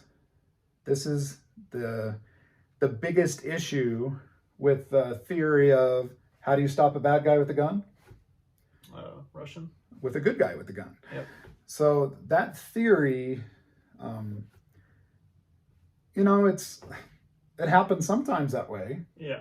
But you're not stopping that initial and when you're going number to of people that are hurt. Or walking to your next class at school, you're not expecting to have hell rain down on you. You're not. And it takes some time to get that figured out, so that way, action can be taken. Even if you are, and I like to think that I would be the kind of person who would do something. I have thought about it, ever since I was 12 years old. Yep. In Deacon's Quorum class with Michael Kelly, where he was going to do something heroic and I froze. In the story, I froze. I'm like, holy crap, I don't want to be that guy. Yeah. So it's been a lifelong opportunity for me to go, what would I do if I was in any situation that comes up? Yep. And I think about that a lot. But it's interesting because when I ask you, hey, what would you do? What do I always tell you kids to do if somebody's got a gun? You tell us kids to, duck down and do whatever the heck they say. But you always follow it with, I'm going to rush the gunman. Right? And that's always funny to me, because that's definitely translated to the rest of us kids, and all of us are like, well, I'm gonna just, if you're going to hold up that weapon, you better be ready to pull the trigger, because I'm coming for you. And interestingly, okay, the number one reason that mass shooters are stopped? Because they get rushed? They kill themselves. For whatever reason, the last bullet's for them. Yeah. And then number 2 is this confrontation thing. Yeah. And way down the list is people with a gun shoot them. That's down below suicide, down below police intervention, down below rushed by civilians who are typically unarmed. It does happen. But why? Lots of people aren't armed. That's part of it, I guess. If everybody was packing heat all the time, then probably there'd be fewer unarmed rush the shooters. Yeah. Because you wouldn't be unarmed. So that's just definitional. But very often, once people are on you, they turn and run, or that's when they off themselves, or it's like that was never part of their plan. And that actually plays out exactly how this story goes, because it's not the law enforcement with their pistols that stops him. It's not the civilians who are just firing up at the tower who stops him. This continues until some law enforcement gets up on the tower and rushes him. And that like civilian dude who got deputized. Yeah, dude was there trying to help. He had some military experience, I think it was. And, you know, he shows up there and, you know, just as the cops are getting there and they're like, hey, are you him? He goes, no, I'm not him. And they're like, all right, you're deputized. Let's go. Which is just nuts. Yeah. But also cool. Like, hey, so you talked about, you know, the police are getting there on site and people are just coming from their homes or their apartments or whatever with their rifles. Just bringing out their rifles because they see the cops only have these handguns and they can't do anything about it. And the range that Whitman had was even underestimated by the cops. They're putting up barriers and they're setting off blockades. And by the time, you know, the square in front of him clears out, Whitman starts taking out people behind the barricades just to prove a point. The furthest person away he shot was 500 yards. Mm-hmm. And I don't know, I've heard a lot of people talk about this too, the distance. Because it's always the sniper. Mm-hmm. So shooting from a very elevated position or shooting at an elevated position, either way, it has much less of an effect on bullet travel than if you were shooting flat. So if I was 500 yards away on just a flat land piece of street or something, I have to know how to make up the difference for the amount of the bullet drop. Yeah. I have to better gauge what's the wind doing. Those things will have a much bigger impact on a flat horizontal shot. But from that elevated of a position, it's an easier shot. Even that far away, it's an easier shot. If you're shooting up at him, it's an easier shot. Other than because of the nature of how this clock tower is built, he has some natural barricades around him. And I think that that's just something that goes through his head when he says that he could hold off an army. He knows how much this position is going to help him in what he wants to do. And even from however far away, he's still hitting headshots and hard shots. Right. And he's, you know, we see this all the time in, you know, Saving Private Ryan. You got the sniper up in the church bell tower. Every doggone good war movie has a sniper in the tower. Yep. So this is part of the mythos. And granted, most of these movies I'm talking about post-date Whitman. But the actual events they're based on, World War II at least, that predates him. So yeah, he's up there and people start shooting back. And when they do, he takes a break. Yeah, his rate of fire is way down. Because now he can't stand up because he's going to get shot at. So, and you know, his cover is there, but he's really having trouble trying to fire back. Right. And so he's got the military training. He knows that they can't really hit him. So he like sits down and just takes a breather, waits for a couple of minutes. Surprised he didn't open the spam. Dude, he might have. So at this point, one of the law enforcement officers, he's the best shot that they have. I forget his name. And they send him up in a plane. The plane! Dude! This is nuts! So they send him up in a plane, and the plane goes circling around the tower. His job is to take out Whitman. He's the best shot they have on the force. Shoot from an aircraft is a whole different thing. But people do it. But here's what people always forget. Is that he can shoot back? Yeah, it turns out that this is a small aircraft, okay? It is not bulletproof. Nope. And after a few rounds hit the plane, the pilot's like, peace out. Not only that, but Whitman, he's sitting down there, he's taking his break. He's got fire coming over, you know, the ledge. And he sees this plane, he notices that they're taking up aim at him, and he stands up in the middle of the fire and just 3 shots in a row, all of breaths apart. And each shot, you know, hits the fuselage and gets closer and closer to the gas can. And before this police officer even has the chance to get one shot off, there's 3 on the plane and the pilot's off. We can't stay. He's going to blow us up. Right? And he's right. He's right. That's the one thing I always hate on TV shows too. When the helicopter's there and they got a guy, and every action movie has the helicopter gunman, and these people are just unloading with automatic weapons on the helicopter will crash. Okay, this is a newscopter. This is not an Apache. Oh my gosh. Anyway, so that's crazy. Yeah, absolutely insane. So that's probably the most eventful thing that happens in this break that he's taking. And there's some people, I don't know why it happened to be there on campus. There's an armored car on campus, like for money. Yeah. Like I used to drive armored cars, right? So this is obviously older. They drive the armored car out to where some people are down to try and rescue them. And so he's just bing, ding, ding, ding, shooting up at the armored car. It's not going through. But again, it's enough that they're like, well, I'm not going to get out to try and help this person because he's sure having his way with hitting the bus or whatever it is. Yep. He's making sure they know, don't get out of that car. I mean, to me, all of that's just a testament of when people are in extreme circumstances, you can count on some people to panic. And you can count on some people to try. To do something. And to be creative. And that stuff didn't work. That's not ultimately what stopped him. Yeah. But hats off to all those people who tried to do something. There's this guy who worked at a funeral home.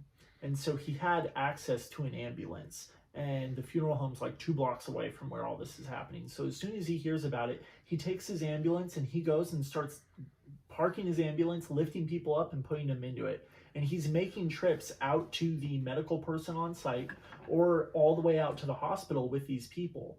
And on one of these trips, Whitman notices him and puts a bullet in his kidney. Dude, and so that's the guy who dies last, right? Because this guy dies in like 2001 or something, or 1999. So this guy, he gets shot, he gets hit in the kidney, and he's down. He's stuck there for 45 minutes listening to 3 construction workers a block away talking about which one of them is going to run out into the fire to help him because he helped all these other people. Right. Years later, after all of this is done and over with. And he's on dialysis all this time. Yeah. Because his kidney's shot. He found out that was his only working kidney. So from this point on to the rest of his life, he's on dialysis. And something happens and he just decides that he can't do it anymore. He's going to go off dialysis, go off of the medication and everything. And he ends up being the last person to die with the cause of death being homicide, years after Whitman is already dead. November 11th, 2001. Crazy. Because the whole thing happened August 1st, 1966. And they listed that as the cause of death, homicide. Yep. Crazy. Well, eventually, our 2 law enforcement officers, as well as our deputized, happened to be their guy, they make it to the bottom of the building. Well, first, they got to find out how they're going to get in. Because Whitman's covered. Oh, yeah, he barricaded the door. Yeah, he's barricaded the door. Like, the entrance is covered. They can't get in that way. They go through, and as people are running away, they are stopping them and trying to find out, how can we get in there? Is there another way in? None of the actual academic staff have any way of what to do or how to get in. But he finds one of the janitors, and they tell him that there's these tunnels that go underneath the whole school connecting everything back from like the 1920s. And so he's like on a mission to find a blueprint from the 1930s to see if the tower is connected to these tunnels, when finally a separate janitor comes by and tells him, oh yeah, it's connected. I'll show you how to get down there. So they're going through these like underground bat cave tunnels to get to the tower, and every time they turn a corner, they're worried that he's going to be there waiting down for him. there. Right. They don't know if he's set booby traps or anything. They don't even know if he knows the tunnels are there, which it's unclear if Whitman had any idea that these tunnels existed or not. Right. I feel like if he did know they were there, he would have set some kind of booby trap or something. Right. That definitely seems like what he would have done. So they get up there. There's the 3 of them. They've got a pistol. They've got a shotgun. They kind of split up because they know they're up there now. They he's got to be around one of these corners. And so one of them, the deputized guy, has to stay behind at the door in case Whitman comes around the back, Right. while the other two go up through the front. And Whitman hears whoever and starts shooting, and they shoot him, and then the other guy manages to come around. And Yep, the first guy to come around, he sees Whitman, and they make eye contact, and he unloads all 6 shots. And in his hysteria, panic, whatever you want to call it, 5 of those shots miss, with one of them grazing his ribs. Which is not that unusual. Not that unusual, but Whitman's still going. Right. Right. And then the guy with the shotgun gets him. Mm-hmm. And that's, thankfully, shotguns are made for that kind of thing. Oh, yeah. It's harder to miss with that. So, and then crazy because they get him. He's dead up there. Yeah. But everybody on the ground is still shooting up there. Yep, Like thinks Officer that he's Martinez still is up there. he almost gets shot. Yep. Even after this thing ends, because you've got to get the word. They go digging through his stuff, and they find a towel that they throw up and start waving around like a flag, so that way people will stop shooting at them. And that's one of those problems that sometimes happens when citizens are trying to stop a mass atrocity, and they end up in the same space. You're in the same space with police officers and the bad guy, and you're a citizen, whatever your intentions are. There's no way for the recipe's anybody bad. to identify each other. Right. And I think about this working at the school, right? Like, what would I do to protect my kids? Well, I know who else works there. And I know what the police officers look like in their uniform. So for me, it's, if you look different than that, then I'm going to take my chances and try and do something bad to you if you're trying to do something bad to my kids. Mm-hmm. But this is, in this kind of a situation, if you're out in public, like this was, even though it's at a college, you're out in public, or you're at a grocery store, or you're at a church. Yep. Like this, we should be grateful that so many people, especially post-Columbine, wear some kind of uniform, whether that's the black jackets or the vests or helmets or the little face masks. Like, whatever they basically advertise their ill will. And we should probably be grateful, because how much worse could some of these things be if you didn't even know? So that's what happens. There's this crazy why, right? Like afterwards, everybody wants to know why. We had mentioned that he has been writing everything down. And he basically left, what is essentially a suicide note. It was his plan. That's the same note that he went on and wrote the timestamp that says both dead for his mom and his wife. And please take care of my dog. Yeah, and take care of my dog. Because the dog... He didn't shoot the dog. Apparently he wasn't... Apparently the dog can live with the guilt. Yeah. But mom and the wife cannot. But in this note, he says, there's something wrong with me. I want there to be an autopsy done. And so he knew he was going up there to die. And this is a big point of contention, because if you're looking for why did this happen, it's easy to latch on to that. It's really, really easy to latch on. They go through and they do this autopsy. Well, the Governor Connolly, who cares a lot about gun violence, because he gets shot by Lee Harvey Oswald. He's in the car with Kennedy. Oh, wow. I didn't know that. He's the governor of Texas when this happens. Okay. So he has a vested interest in what the crap... This guy's got no luck on earth, dude. Yeah. Poor Connolly. And he wants, investigate. Whatever. But that investigation is fast. They're declaring, hey, there's this, and we think there's a two... They've got this thing wrapped up in a number of, days. Yeah. It's crazy. Well, he left quite the trail, so... Right. There is that. There is that. And ever since, there's been this whole debate, is it a medical condition because he had something wrong with his brain, this cancer, this tumor? Is it a mental health issue that extenuated because of other things? Is it the drugs, the amphetamines that he's hopped up on? Is it the abuse he took at the hands of his dad? Like, everybody wants to find out why. And, why is because he wanted to. That's the why. Yeah. That's always the why. I wanted to hurt people today, so I did. The big argument is that there was a tumor that was sitting on top of his pituitary gland. Right. And that is the gland that regulates your impulse control. Exactly. And so the argument to be made is that he was, he had this condition and that made him kind of go crazy or go insane. It made him go searching in that, mad anger. But the problem with that and there's many, and there are many, is that that part of the brain regulates your impulse control, and he wasn't doing any of this impulsively. This is all meticulously thought out, very meticulously systematic, documented and systematic. And on top of everything else, the most important thing to remember is that Charles Whitman was a liar. Yeah. He was hiding everything about his real personal life from the world. He wanted everyone to see him as this American golden boy who had straight A's and had a loving wife and a loving family and, didn't have any trouble in the military. Yeah, like,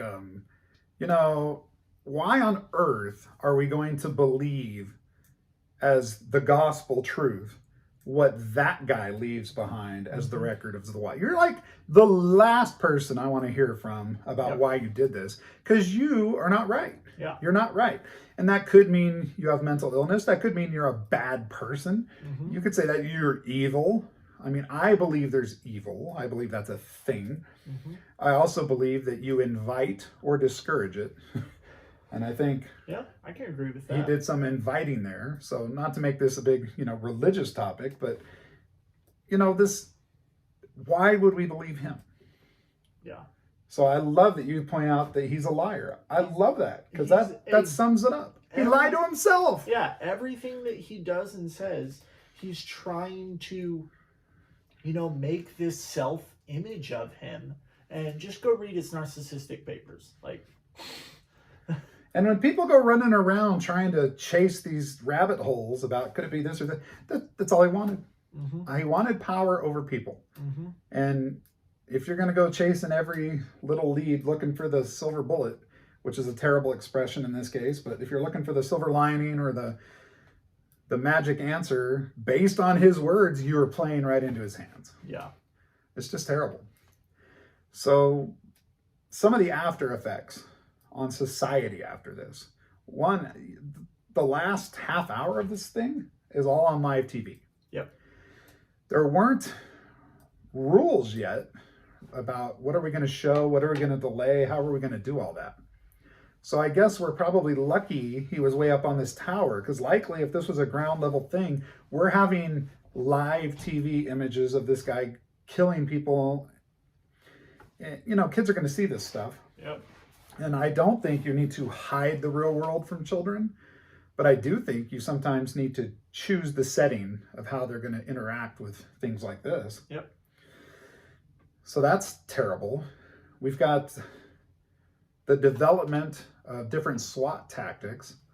Up until this point, anybody doing something like that, you didn't assume they were intent just to kill and then die for it. Yeah. That was never the baseline assumption of what somebody was doing.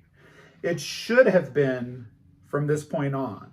But when we get to Columbine, and there are some other things in between, but Columbine's the next big marker on this trail that we live in today. The lessons from this are not learned. Not enough changed. People are still, because this was the first big one, they're very content. Back then to just go, this is just a one-off. This is not a reflection of society. This is not something we need to, it's never happened before. It'll likely never happen again. And all not wrong. Just the media, but everyone involved, including, political officials and even Whitman's dad, their go-to answer was always he was deranged. Right. He had this, we did the autopsy. He had this tumor on his pituitary gland, and the dude just went crazy. You know, sometimes it happens. When he died, he was buried in the same casket, you know, the same type of casket that his mother was buried in. They were buried together, and he was given a full military honors with the American flag at his burial. Which is annoying as could be. Yes. Annoying. Because he was deranged. He wasn't even honorably discharged. He got a general discharge. Yep. Which is just one step above dishonorable discharge, because he didn't earn an honorable discharge. And he gets the full military honors. Just frustrating. Frustrating. And when people talk about him, he's never just the whack job or the evil person or the bad guy who chose to kill. He's always the golden boy, and the Eagle Scout, and the sniper, and the veteran, and the whatever. Like, you didn't earn the right to be defined by those choices. Yeah. You definitely earn the right to be defined by this last couple days of your life where you show your true colors, and they're not good. All right. Final thoughts. Dude's whack. I would concur. And not, you know, he probably had some mental illness. I don't think there's any doubt. He had some depression and some other issues. Ooh, that is a good point. We were talking a lot about, you know, depression and victims of abuse earlier. But studies show that victims of abuse and depression are more likely to be victims of other people, not to be the ones perpetrating a crime or an act of violence. Yeah, if you're mentally ill, you're much more likely to be the victim of a mass shooting than to be a mass shooter. Correct. That is 100% true. And that's a big, big thing that anytime somebody will bring up, oh, well, he was deranged, he had mental issues. Right. That's not what would push him to this. That's much more likely to make you a victim than a perpetrator. Good point. I am absolutely baffled at this point you made about people, you know, having a location in mind and how much more real that makes any of these types of things. I'd never heard of that before. I'm going to spend the next 3 days doing work, you know, research on it because I want to know more. It's there. It's there. You'll find it most prominently in suicide research data. And as these have become more common, the tendency is currently that you don't separate suicides that are just, I'm going to kill myself, from suicides where I'm going to hurt other people and end up killing myself. Because very often it's the same motivations, it's the same thought processes, and it's the same kind of things you can look for. One of my final thoughts, so in those milestones, those points of departure before when these things happen, and this is also the same with suicide, same research, you very often are told a sign to look for is a change in personality. And I think when you hear that, you need to look out for a change in personality for someone because they might end up hurting someone or committing suicide. We always think that that change is going to be that they get dark. And that they get more quiet. And that is not the case. No. That change in personality is they often become very calm. Yep. They have stopped stressing about what's going on in their world, in their life, because they've come to terms that that's over anyway. Yeah. So it's the days leading up to this event. Whitman stopped worrying about school. He still had classes going on and he'd still go to them, but he started driving his wife to and from work every day. He'd go and pick up his mom from work and he'd take her to see a matinee. Yeah. He became very calm and, you know, very affable, and it's because he had made up his mind. Right. And you know, until things started, he was just enjoying what time he had left. So if your takeaway of see something, say something, you know, what are some of these signs? Leakage is a big one. Yep. If somebody says in any way things that look violent, that's a thing. And if they're more specific, that's more of a thing. Yep. But this idea of a change in your attitude, in your personality, if it gets better, human nature is to think, oh, they're not as sad, they're not as depressed, they must be getting better. Well, they are in their way. but it's not the way we define better at all. Yeah. They've come to terms with what it is. So if you're seeing someone suddenly become less aggressive and less down and less stressed, that is worthy of paying attention to. That could be a sign. And that might be something you see in them in person. That might be something in today's world where you notice a very different way that they're posting on social media or something. And those are things that we probably look at and rejoice. And man, sometimes people do get better, so that's great. But we should collectively, as a society, say, hey, that could be a warning. Let's pay more attention. When I see this guy have this moment where it looks like they're doing better, maybe that is 100% the time to call, to talk, to learn more. Because if there is a way to intervene and break up that train of events, you know, it's not going to come from them. They're internalized, they're on a path, they're in a tube. And like I said, I don't know how much of that even can be done at a certain point down the road. But if that's real, and if it can be done, it's got to come from the outside. Yep. Regardless of what you're ever going to do to try and save somebody from themselves, these people hurt other people. And you have a responsibility to protect yourself, to protect your people, and to protect each other. And I think because of how difficult it is to accurately predict any of this, that really what we need to do is focus on protecting, okay? And that is going to come down to a lot of self-segregation. That's probably going to mean that there's changes in laws of how easy or difficult it is to get somebody, you know, institutionalized for a 72-hour watch. Yep. That's, you know, I love guns, but these red flag laws, okay?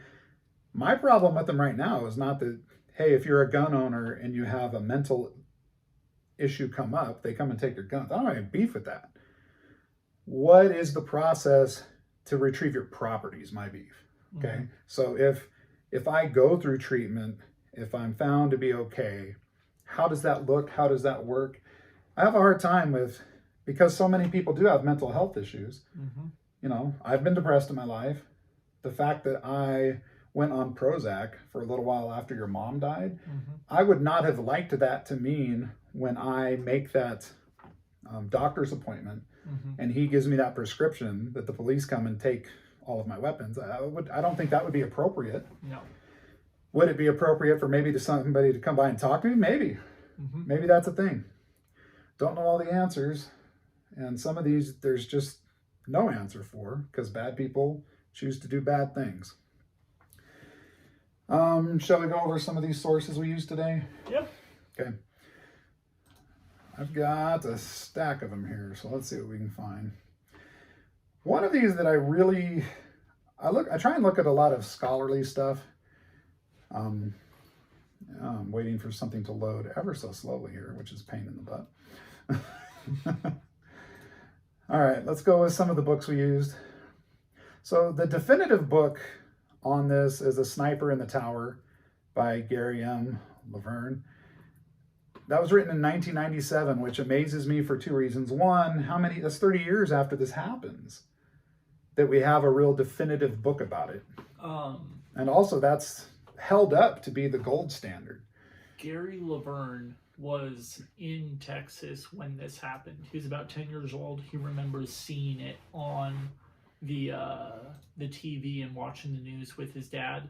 And as a child, he recognized that one of the scariest things about this was how much coverage it was getting. Right. And even then he knew that this would be a reason for other people to copy what Charles Whitman did. So another one here, I read this report and it's in the Journal of Criminal Psychology from August of 2019. You'll love all of this title. So moving past sporadic eruptions, discursive killing, and running amok, recognizing the convergence of serial and spree killer. So this talks more about how there's less of a difference between these mass shooters and serial killers in many ways. I found some of those to be interesting. Oh, what is this one here? This is from Research Trends, Suicide and Legacy Token Analyses. So this talks a lot about how some of the words used in these manifestos and letters and journals have loaded meanings, and it seems that in maybe 20 to 25% of these killings, people beforehand write enough and use enough key words that you might be able to, if you had access to all of those beforehand, run them through some sort of a database and flag, hey, this person's using the right kinds of words in the right kind of order, that they might be actually a danger. Wow, very that's fascinating. It's very early research, but I found that one super interesting, and that was from 2016.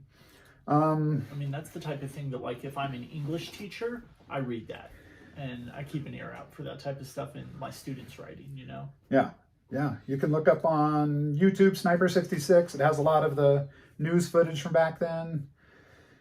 And then, oh, what's the book we did? Not that one. I don't have my... I got it. I just hit the wrong one. So, The Texas Towers Sniper. So, it's a newer book that came out in 2020 by Ryan Green. And that's what we used for a lot of our more recent research. And frankly, most of it just tips its hat to the other book. Mm-hmm. But good stuff. We did that one as an audiobook. So I guess that's what we got for Whitman. Coming up next episode, okay, we're going to take a departure. Oh, yeah. And we're going to talk about our dear friend Shackleton. Oh, yeah. We're going to Antarctica. We're going to do the most crazy exploration, rescue, survival story you've ever heard. It's all of it and more. Absolutely nuts. I can't wait to do it. Nobody is shooting anybody from a tower, so I love that. There's much less murder, but it is intense. So until next time, I'm Jacob. I'm Jared, and we'll see you on the dark side.